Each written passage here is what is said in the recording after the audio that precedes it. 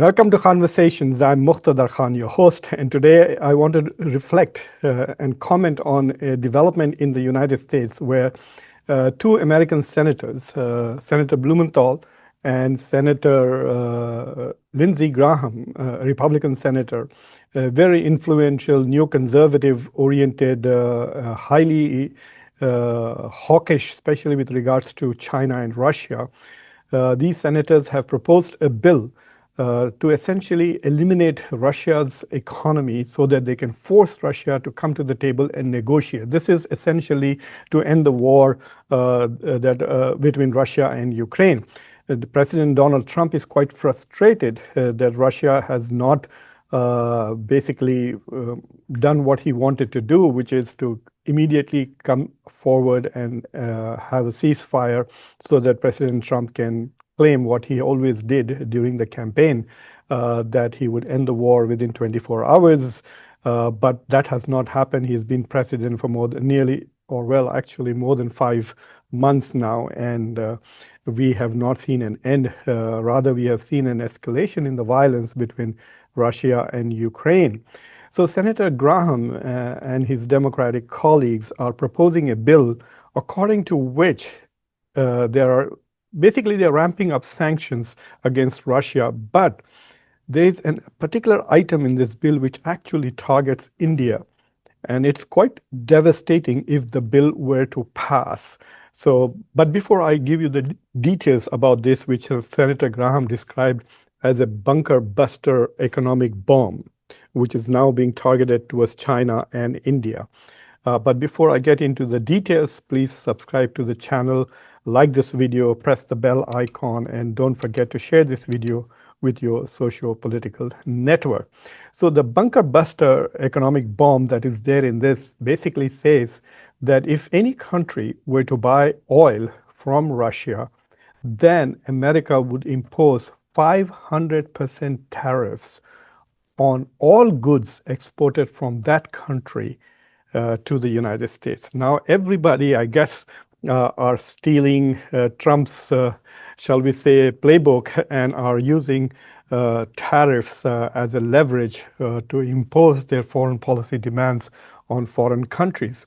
You know, from a purely theoretical perspective, this is a sort of violation of another country's sovereignty, because you are not allowing those countries to have basically what we call a strategic autonomy. We are not allowing these countries to have a foreign policy that pursues their national interests.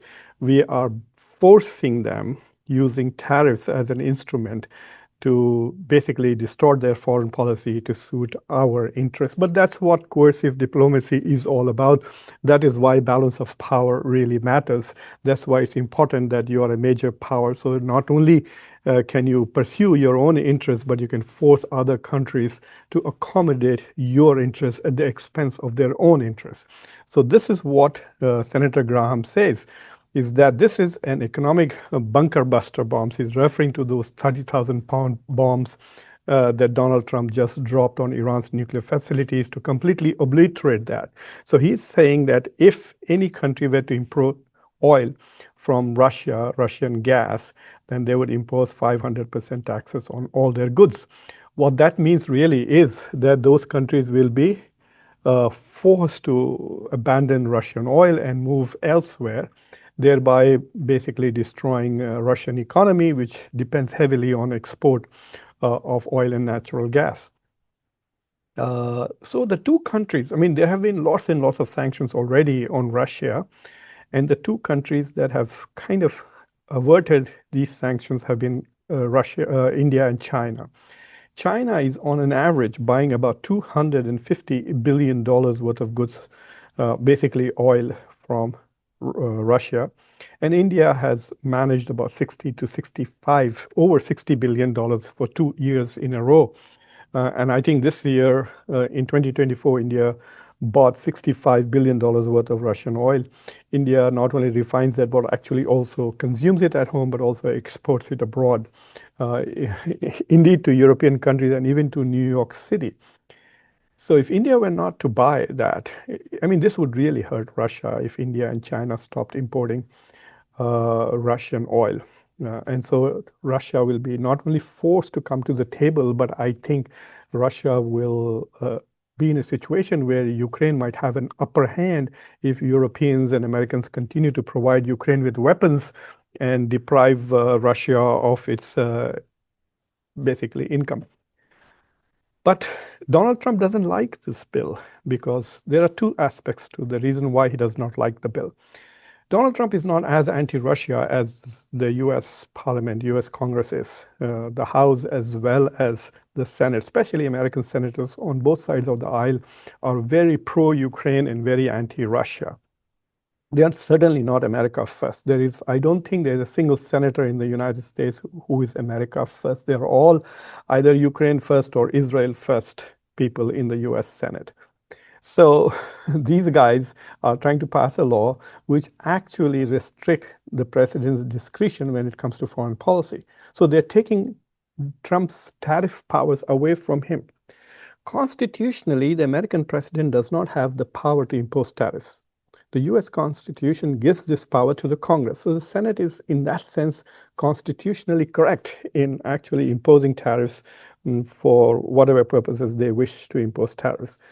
Donald Trump has used a tiny legal loophole where he's using an emergency law, a law which actually does not have the word tariffs in it, but has sanctions in it. So he's using tariffs based on an emergency law as if they are sanctions for all the tariff related things that he has been doing in the past 4 or 5 months. So constitutionally, the Senate is on a stronger foothold, in a stronger position, legally speaking, than Donald Trump is. But what Donald Trump fears is if the Senate passes this bill, then it takes away his discretion. Those 500% tariffs will be automatic.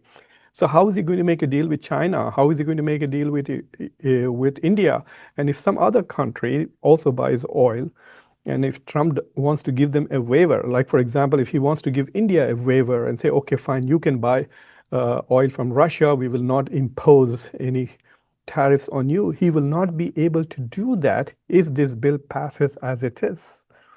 And so he's trying to pressure the Senate in reducing shall we say, the severity of the penalties, and also wants to insert some discretionary aspects where the presidents will be able to allow exceptions to the rule and exempt countries or exempt certain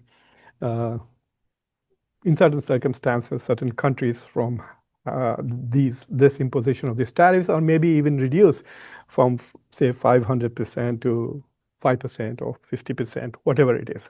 So it's an interesting struggle because Trump wants Russia to come to the table and quickly accept a ceasefire.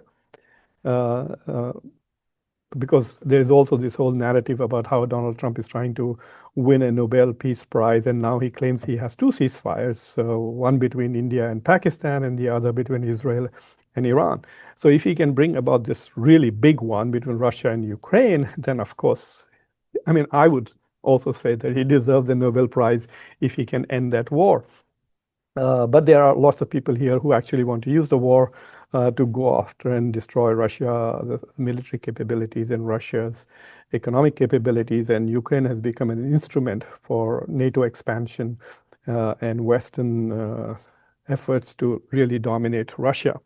So Trump is against the bill on those grounds that it takes away his capacity and his discretion in foreign policy. So it's like a constitutional struggle, but this bill is very popular in the House as well as in the Senate. And so there's a pretty good chance that it will pass, but in some form or the other. So Donald Trump will obviously pressure a lot of senators as well as people in the House. It is quite possible that given the very narrow margin that the Republicans have in the House, the bill could be defeated in the House if Trump really puts pressure and if the senators do not accommodate Donald Trump and make adjustments to this bill. But whatever it is, for those in India who have been under this delusion that the Trump administration is pro-India just because it has Tulsi Gabbard in it and Kash Patel, should wake up and smell the coffee. The Trump administration is not pro-India. Senator Lindsey Graham is a hardcore neocon Israel firster. Israel comes first to him above everything else. But that Israel first policy of Lindsey Graham does not translate into automatic support to India. India may think it is very close to Israel. India votes according to Israeli interests. India talks about being the voice of the global South, but votes with the global North on issues that concern Israel all the time. But pro-Israel senators like Ted Cruz and Senator Lindsey Graham are not pro-India. Indians need to wake up. You are not Israel. Every time the US has spoken about Israel in any security context, the first sentence always is Israel has a right to defend itself. But when they spoke about the same issues with Operation Sindoor and Pahalgam, etc., that sentence was never used. In fact, the, there was this constant talk about de-escalation and dialogue, etc. So I think one thing that we should, at least people in India, need to realize is that this nexus that Indians think that they can develop with Israel, India, and US is not really going to work because the US does not place Israel on the same level as India, whereas India puts US and Israel both on a very high pedestal, right there, up there, outside the framing of this camera. To such an extent that India, who's a member of SCO, who's a member of BRICS, broke away from the Shanghai Cooperation Organization's resolution and destroyed the unanimity of that organization and weakened the organization that it is a part of to basically make Israel happy. So the condemnation that SCO made of Israel, India did not become part of it. So that's the only point I really wanted to make, was that India has to see itself try to fully understand where it stands in the eyes of the Donald Trump administration. And right now, as far as Donald Trump and his administration are concerned, India and Pakistan are rehyphenated. They're on the same level. He has interest in Pakistan. He has an interest in India. He's going to pursue both of them. And apparently, he's also now pursuing a trade agreement with Pakistan. Anyway, so I hope that that this particular conversation has removed some of the illusions that some people in India have about the significance of India's relations with the US and significance of India's relations with Israel, because Israeli assets in America are not pro-India. Tim Walz, Mike Walz, a former national security advisor, was very pro-India, very pro-Israel, but that's not always the case. That's the point. Thank you very much for watching Khanversations. I'm Muqtedar Khan, your host. Until next time, take care.